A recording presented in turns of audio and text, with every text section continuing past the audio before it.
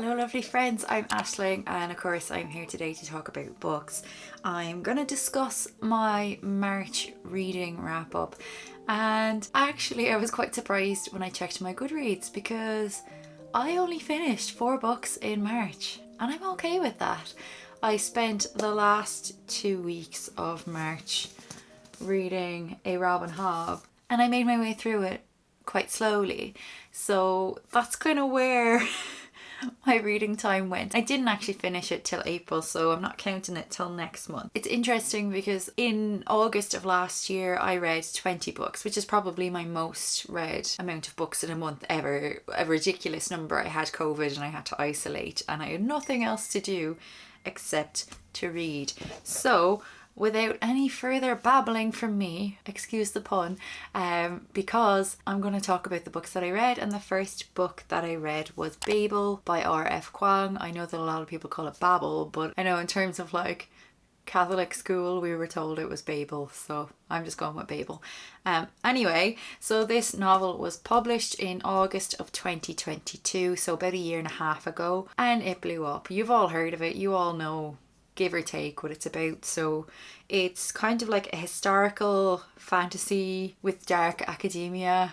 It's got a lot of things going for it. So it's set in about, I think, like the 1820s we start out, and we follow Robin Swift. And Robin Swift is a young Cantonese boy who has been orphaned by cholera. This mysterious Professor Lavelle shows up and takes him back to England with him, specifically London, and he offers him an education. So he's trained in Latin, in ancient Greek and in Chinese, and this is all in preparation for enrolling in the Royal Institute of Translation, which is in Oxford. Babel is like the world centre for translation and magic. So there's quite an interesting magic system in this book. So they use silver bars to create magic. They manifest meaning that's been lost in translation between 2 different languages using these enchanted silver bars. It's really difficult to explain. Maybe I don't understand it that well. This silver working has made Britain absolutely unparalleled in power. So naturally, this kind of serves the empire's ultimate quest for colonisation, because who are England if not a superpower in terms of colonisation? I'm from Ireland, I speak English, you know. Robin quickly kind of comes to understand that serving Babel actually might mean that he's betraying his motherland. And he kind of finds himself caught up in this mysterious Hermes society who are kind of trying to overthrow the whole Babel system, trying to overthrow this imperialism, this colonization. So this novel has a trope that I really like, which is found family, something that you do kind of find a good bit in dark academia. It also presents like academia as really tedious and really obsessive, and they're just really driven in terms of their education. I know that this book blew up. I know that this book is important and I know that people really love it. But I'm sorry to say I didn't actually love it. I didn't hate it, but I was reading it and I was kind of like, okay, are we there yet? I expected this huge climax at the end, and while it did get a bit more exciting, it didn't quite get where I wanted it to go. I also found like the magic system was really good, but maybe it wasn't utilized enough. I don't know. Maybe I was expecting much more of a fantasy novel, and I did find the commentary on colonization, on imperialism, on racism, on these kinds of things, like it's really important and it was done really well. But I read for entertainment at the end of the day, and it didn't entertain me. It didn't drag me in. Please don't hate me for this. This is just my own opinion, and you can tell me I didn't get it. That's okay. I'm not going to sit here and slate a book that was really well loved. I still give it 3 stars, and I always think that 3 stars is a good rating for a book out of 5. But it just felt like it was missing something for me, and maybe I left it too long to read it. Maybe I succumbed to the hype and I just expected more of it. But I will say as well that the Poppy War trilogy, which was written by the same author, is one of my favourite trilogies of all time. And I think every time I read something by R.F. Kuang, I'm expecting something of the same kind of calibre.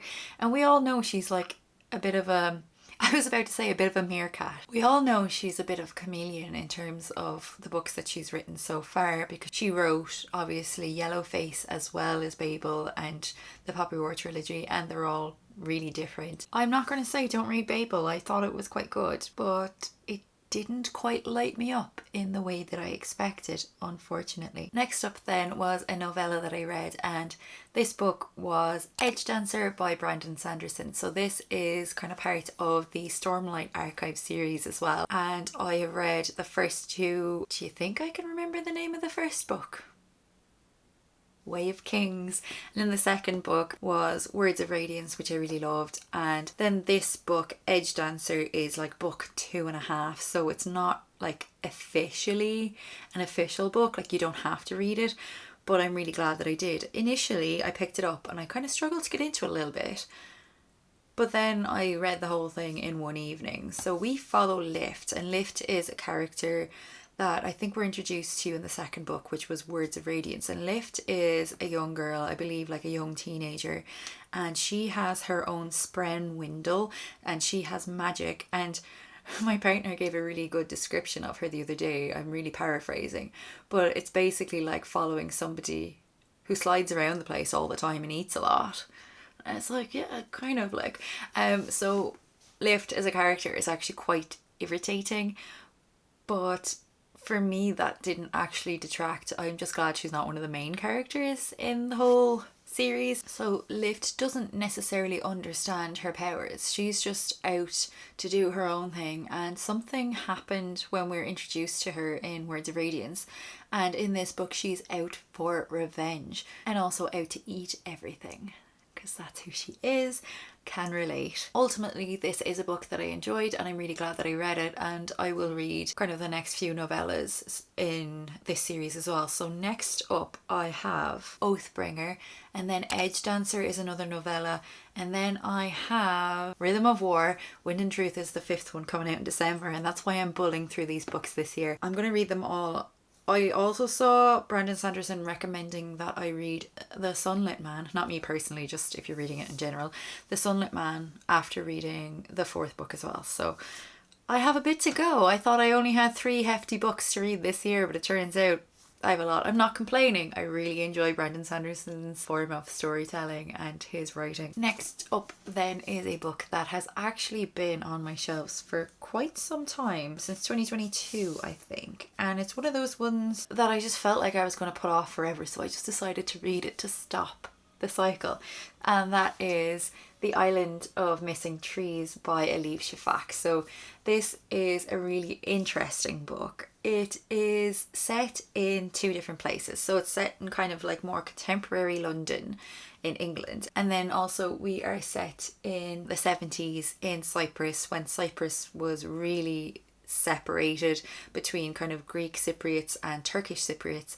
And something that's really been interesting about reading this book is I knew nothing about this. So this is like a historical fiction. There's a little bit of magical realism in it as well.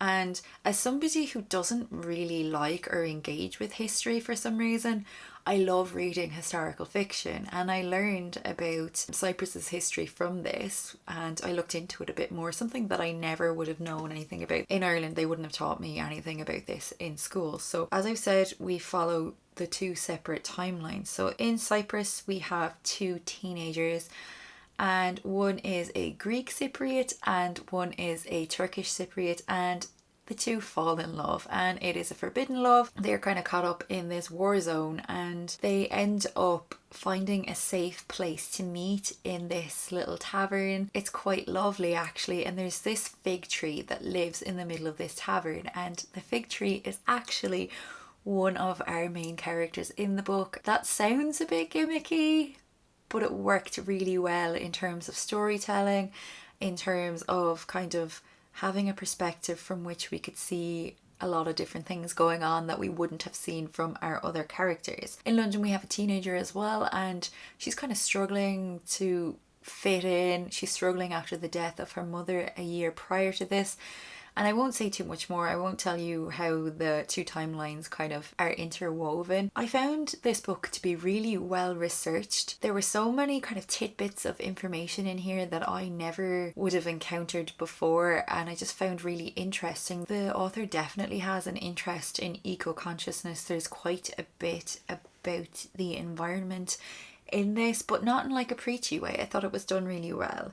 It's a story of love, it's a story of division, it's a story of history, and the writing was really great. It was quite lyrical, quite sad, but really engaging, and I really enjoyed this and will definitely read more Elif Shafak in the hopefully not too distant future. And then last but not least, of course, is Circe by Madeline Miller. So I read this even though I was terribly reluctant to do so. Yet another book that had been sitting on my shelves for a while. I did a whole reading vlog on this, so I won't talk too much in depth about it. So we follow Circe, and this is a retelling of sort of Greek mythology, and Circe is like a minor god. She is born to two really powerful godly parents, and her dad is really powerful and fierce, and her mother is really beautiful and coy. Circe is none of these things, and she is